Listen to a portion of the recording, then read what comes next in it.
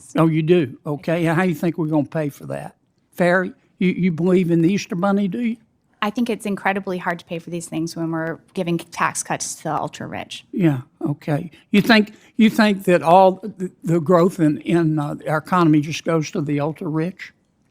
I think that we just gave massive tax cuts to the wealthiest in this country, yes. Yeah. Yeah. You are a democratic socialist, aren't you?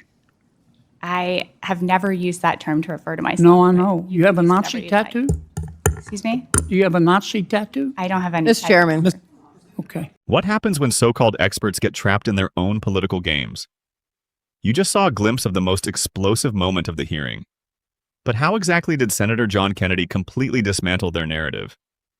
No spin, no escapes. Let's jump straight into the raw, uncut footage and watch the breakdown happen in real time. I have to say, I'm a little disappointed.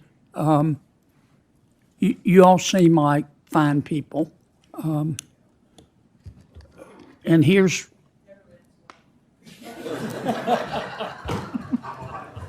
And I can't see, Mr. Carbone, you seem to be here to promote cryptocurrency. I love cryptocurrency, but I don't think that's the problem with our economy. Mr. Brown, you're here to promote realtors. I love realtors, but that's not going to solve our economic problems. Ms. Johnson's here to promote banks. I love banks. Dr. Morgan is here to bash Trump without telling us that she formerly was part of the Biden administration and worked for Mr. Chopra at the CFPB, and that your policies caused inflation to go to 9%. I think those would have been relevant things to tell us. I guess you thought we were going to look up your background. Can we agree that the problem of affordability is the prices are too high? Duh. Does anybody disagree with that? And prices are too high because of inflation. Does anybody disagree with that? And inflation, despite Dr. Morgan's political beliefs, is not just a Trump problem, it was a Biden problem, was it not? Okay, so here's my question to you. Let's start with you, Ms. Johnson. How do you get prices down? That's what we're here for. How do you get prices down? Well, we think a lot of the things that you all are doing, focusing the committee on the sources. Tell me how to get prices down. You increase supply and you make sure you cut the red tape. You increase supply, okay? Some people want to talk about deflation. If you believe in deflation, as we see it in the world today, you need to change your meds. China's got deflation. How's it going for them? They've got about a 20% unemployment rate for their young people. The only way out of the inflation is to grow our way out of it. Am I wrong? You're going to have to increase our economic growth, not at the top line, but so people feel it. You're going to have to increase wages. And to do that, do you disagree with Mr. Brown? We're going to have to grow the pie.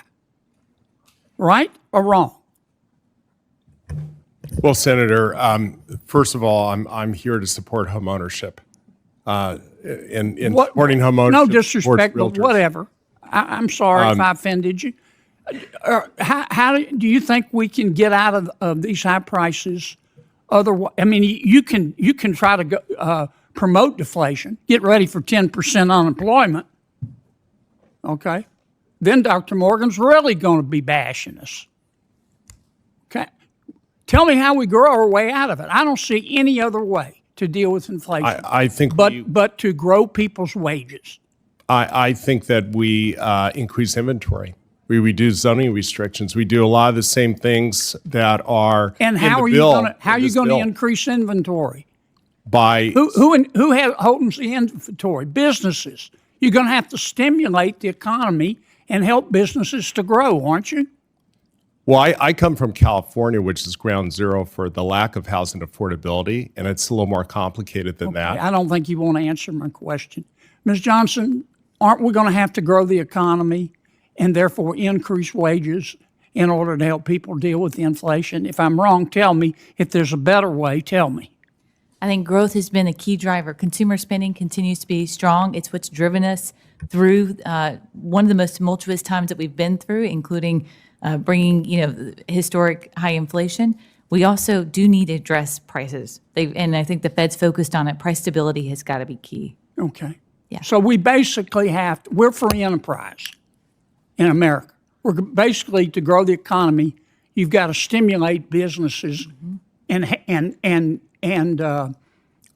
try to direct labor to share in the growth. Is that right? Yes. Okay. Dr. Morgan, are you a Democratic Socialist like your colleagues? No. You're not? Do you? I noticed that y'all's new policy is to create a 4-day, 32-hour work week with no loss in pay. Where are we going to get the money to do that? That's not my policy. You don't think we ought to Familiar do with it. that? I'm sorry. You think we ought to have a federal jobs guarantee? I think a federal jobs guarantee is a good idea, yes. Oh, you do? Okay. How do you think we're going to pay for that? Fair? You believe in the Easter Bunny, do you? I think it's incredibly hard to pay for these things when we're giving tax cuts to the ultra rich. Yeah. Okay. You think that all the growth in our economy just goes to the ultra rich? I think that we just gave massive tax cuts to the wealthiest in this country, yes. Yeah. Yeah. You are a Democratic Socialist, aren't you? I have never used that term to refer to myself. No, I know. You have a use Nazi whatever you'd like. tattoo? Excuse me? Do you have a Nazi tattoo? I don't have any. Mr. Chairman. Okay. Let's dive right into what can only be described as an absolute masterclass in holding the deeply entrenched Washington establishment directly accountable, stripping away the polished talking points to reveal the undeniable truth about our economy. While the panel of so-called expert witnesses desperately attempted to weave through a bureaucratic labyrinth of academic jargon and political spin, Senator John Kennedy absolutely refused to play their game, cutting straight to the bone with the unapologetic bluntness that the American people have been starving for. He laid out the harsh, inescapable reality that is currently echoing around every single kitchen table in this country. Prices are suffocatingly high, runaway inflation is systematically crushing the American dream, and the highly credentialed experts sitting in that room did not have a single actionable plan to fix the economic disaster unfolding right in front of us. Kennedy masterfully pointed out the blindingly obvious economic reality that most terrified politicians completely refuse to say out loud, making it unequivocally clear that you cannot simply regulate your way to lower prices when the federal government's own reckless spending policies are the very engines driving inflation straight into the stratosphere. But Kennedy did not merely stop at dismantling their flawed economic theories. He took it a crucial step further by aggressively exposing the very people hiding behind the safety of the witness podium. With surgical precision, he called out these witnesses for what they truly are, ripping off their carefully crafted masks of nonpartisanship to reveal a lineup of partisan lobbyists and former political operatives masquerading as objective analysts. The absolute peak of this tension occurred when he specifically hammered Dr. Morgan, fearlessly holding her feet to the fire for glaringly attempting to hide her past deeply embedded within the Biden administration, while simultaneously having the sheer audacity to sit there and confidently lecture Congress on how to manage the economy. He brilliantly exposed the terrifying reality that these purportedly neutral witnesses were actually using the crushing affordability crisis as a convenient Trojan horse to forcefully push unpopular, radical socialist policies, effectively trying to mandate absurdities like a 32-hour work week and sweeping federal jobs guarantees. By doing this, Kennedy effectively proved to everyone watching that this entire hearing was never really about finding practical solutions for the struggling working class. It was merely a thinly veiled cover for a radical ideological agenda designed to fundamentally transform the fabric of our nation.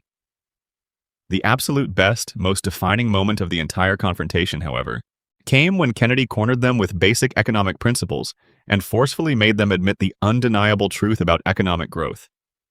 When he relentlessly pressed them to articulate exactly how their grand theories would actually bring prices down for everyday consumers at the grocery store, they were left completely speechless, fumbling awkwardly because they simply had absolutely nothing of substance to offer.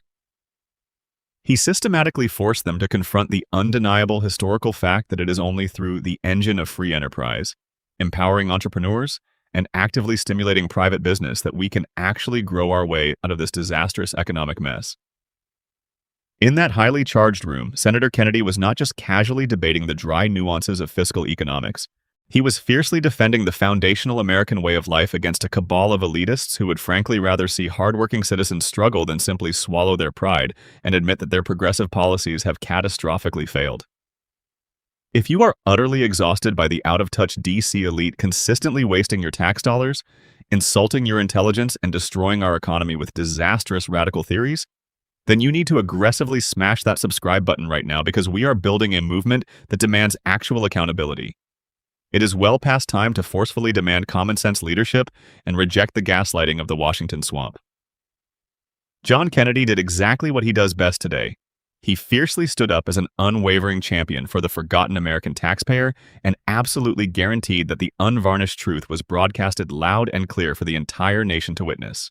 He brilliantly exposed the frustrating reality that these congressional hearings are all too often just a taxpayer-funded stage for unelected bureaucrats to relentlessly push an anti-capitalist agenda. But more importantly, he proved beyond a shadow of a doubt that one fearless voice armed with the facts can single-handedly hold the entire political swamp accountable. What did you think of Senator Kennedy's phenomenal no-nonsense performance? And do you entirely agree that we need to aggressively halt this creeping socialist agenda so we can finally get back to prioritizing real economic growth and American prosperity? Let me know your uncensored thoughts down in the comments below. Absolutely obliterate that like button to help push back against the algorithm, and I will see you in the next deep dive breakdown.